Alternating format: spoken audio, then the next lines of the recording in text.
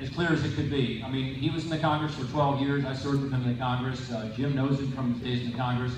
He was not a guy who got after it and got things done for people of Ohio. I mentioned that we've got some things done. John mentioned 45 of my bills have been signed into law, dozens more when I was in the House. When Ted Strickland was in the House for 12 years, guess how many bills he co-authored or authored that became law? 0. Gives a great speech, very partisan, got a lot of attack ads up there, and is happy to go on the negative. But on the positive side, there's a sharp contrast. And then in terms of policies, remember he was governor at a time here in Ohio when we fell to the bottom of the heap. We were 48th in the country in job creation when he was governor. 48th in the country. That means 47 governors got it better than he did. And so we've got plenty to talk about. Our unemployment was way above the national average. We lost 350,000 jobs. And he says, well, it's George W. Bush's fault. There must be a statute of limitations on that at some point. But the reality is, yeah, there was a national recession, but other states got it right. And he got it wrong because he increased regulations, he increased taxes, he increased the size and scope of government, and that's not how you get this economy moving, do you?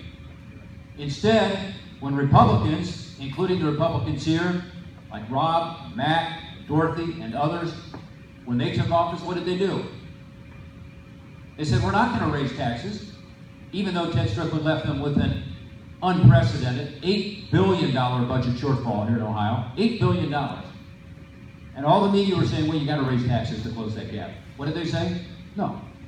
We're going to do it the Republican way. We're actually going to reform the tax code and cut some taxes and bring back jobs and opportunities and go into the regulations and streamline them and make them work better for small businesses. And guess what's happened? Instead of an $8 billion deficit, we now have a $2 billion surplus.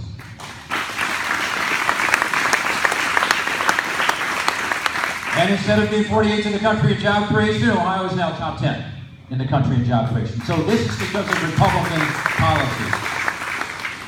So it's been kind of fun on the campaign trail to make these distinctions, not just about his record, but what he wants to do, because he wants to be a rubber stamp for Hillary Clinton.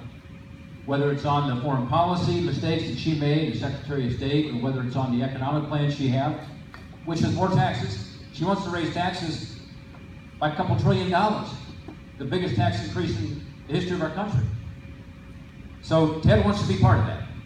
And we've got to be sure that we win the Senate race, not just because it's important for Ohio, but for the country, because the Senate is right now on the edge. It could go Democratic, it could go Republican. I can't tell you how it's going to come out tonight. I feel pretty good about it here in Ohio, and I feel pretty good in some other states too. But I talked to the Republican leader today. He called me, asking me to help more in some other states, which I am. I'm helping my colleagues. And he said, I can't tell you how it's going to come out, Rob, because it's so close. Because you've got about 5 states, maybe 6, where it's literally tied. Now, we'll see what happens over the next week. And I do think that the Hillary Clinton email escapades may help a little bit. But it's really important within Ohio, because if we lose Ohio, we lose the majority in the United States Senate. And think about the implications for that, for our national security, for the economic policies we talked about, and finally for the Supreme Court. Supreme Court justices stay on average 25 years. So this is about our kids and their kids, not just about us.